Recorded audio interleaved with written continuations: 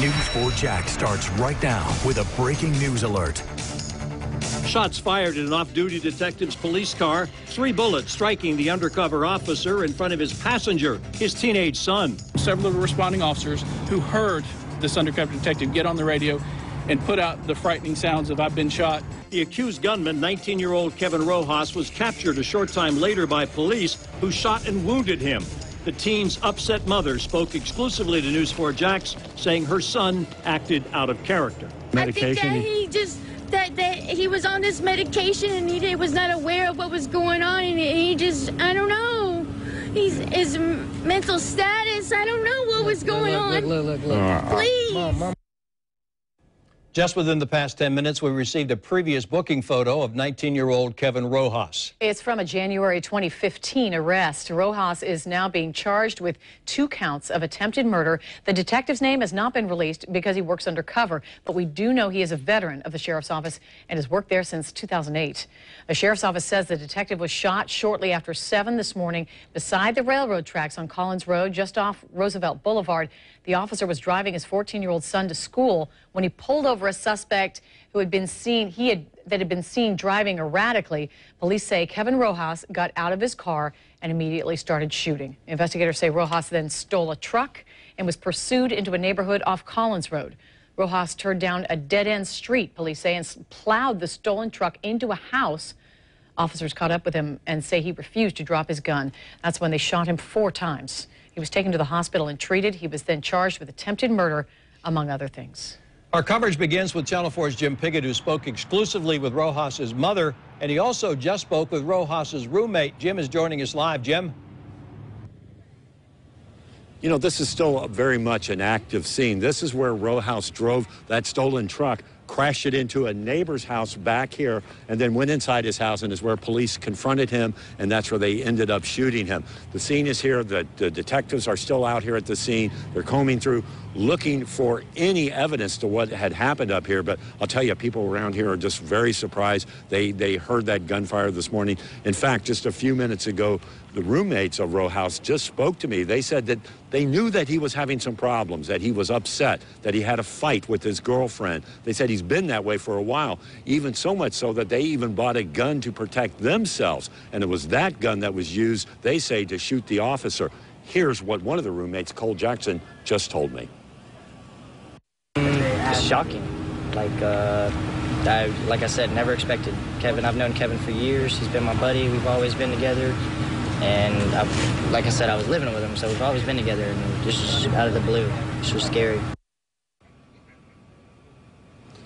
And that's what they said. They were scared, but they knew that there were problems. His mother was also out here at the scene earlier today. I was able to talk to her. She was trying to get up to the house in order to talk to the roommates and maybe talk to Kevin's girlfriend at the time, who he had a fight with. She was visibly upset. She was there with her other sons as well, and just trying to make sense of all of this. And she wanted us to know that she says that this is just not the behavior of her son. Here's what she was telling me. I got to see my son for about 5 minutes. He had blood all over him. He's in critical condition. They got shot in the ribs and they had to put a pipe, a thing in his chest so that it could drain out. He got shot in the leg, in the femur. It's. Please, this is not him. I know he's in so much trouble, but please, he's not this cop murderer. I swear to God, he's not.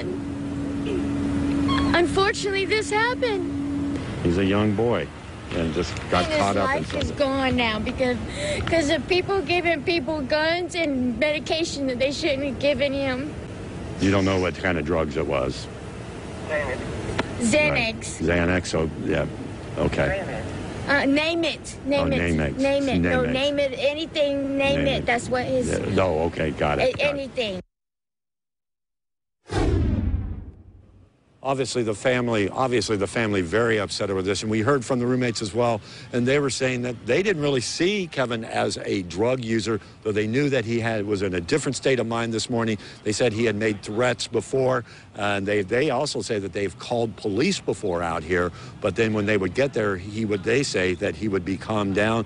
But they had even mentioned that he had threatened to shoot at an officer before because he was so depressed. But they are now waiting to get back into their house in order to make sense of everything that happened out here. But as I had mentioned, at least here on the west side, this is still very much an active crime scene. We're live on the west side. Jim Pickett, Channel 4, the local station. Just before 5, Sheriff Mike Williams held a news conference. The sheriff says the detective is still in critical but stable condition, and the investigation continues into the suspect. He's got a couple things that are working that we need to kind of vet out before we do that. And I know there's a name out there. We're not going to confirm, obviously, anything that you guys may have heard up to this point. But we need to make sure that we have covered all the bases before we release his name. Anytime there's a traffic stop, we obviously, you want to be wearing that vest. So I think, to your point, I don't think that there was anything ominous about this stop that made him want to wear a vest, other than he's doing what his training has dictated that he would do. The sheriff says police will not be releasing the officer's name because he works undercover, and they fear it could jeopardize his safety. Bystanders came to the aid of the wounded detective and moved him away from the railroad tracks where a train was coming. Rescue then rushed the detective to UF Health for surgery. We're told he was aware, awake, and alert despite being listed in critical but stable condition. Channel 4's Vic Michelucci has been outside the emergency room since early this morning. He's joining us live with an update. Vic? Tom, a very difficult day for Jacksonville sheriff's officers as more than a dozen of them gathered here outside UF Health Hospital for hours. They came here early in the morning. Some stayed until late in the afternoon waiting on any word about how their brother in arms was doing. Later in the afternoon, they did get that good news that he was expected to be okay. He was out of surgery and he was alert and conscious. Now that suspect, 19-year-old Kevin Rojas, also being treated here at UF Health Hospital behind me.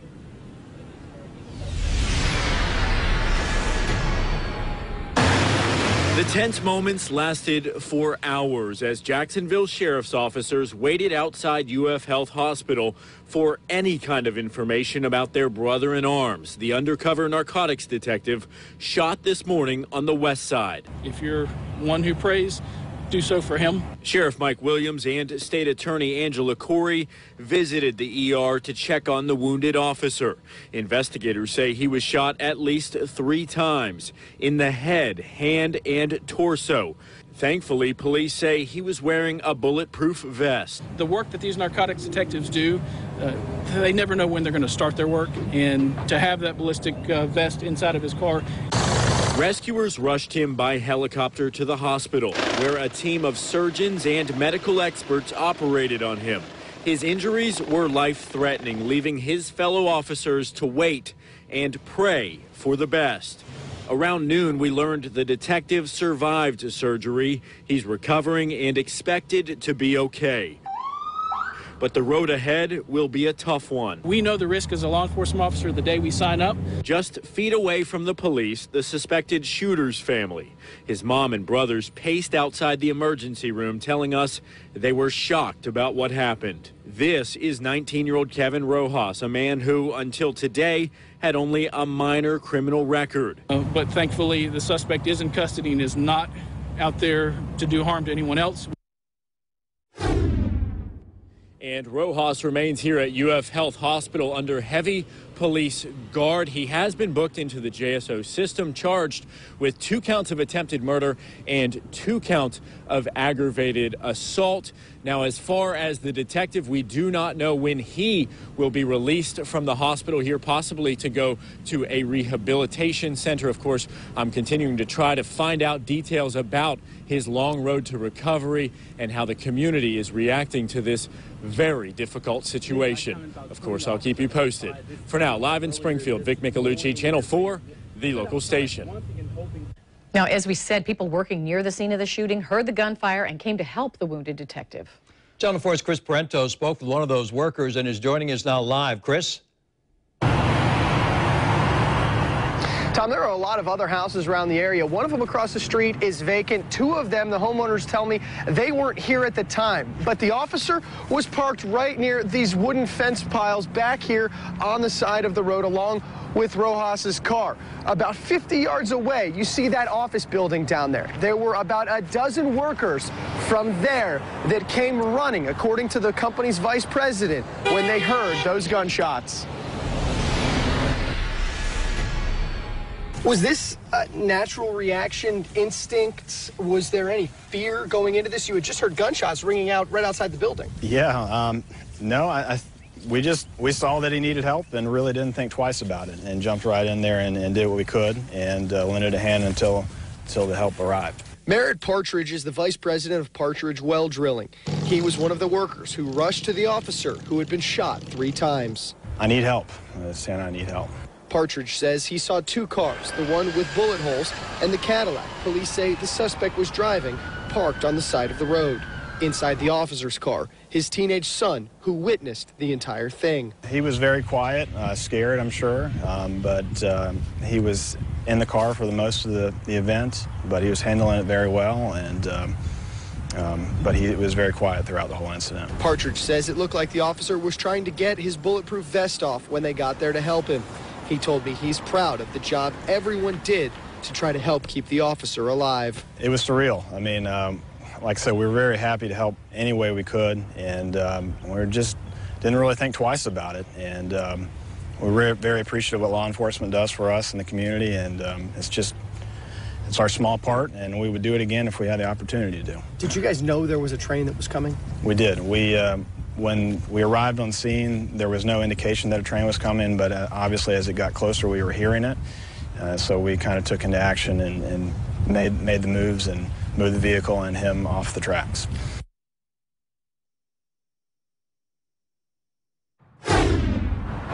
Partridge tells me that they just reacted naturally. He says they did what they hope that anybody else would have done in a similar situation. He tells me that he and many others that came here to assist that officer this morning kept a close watch on how he was doing throughout the day. They say they will continue to do that in the coming days, and they're thankful to hear that that detective is recovering.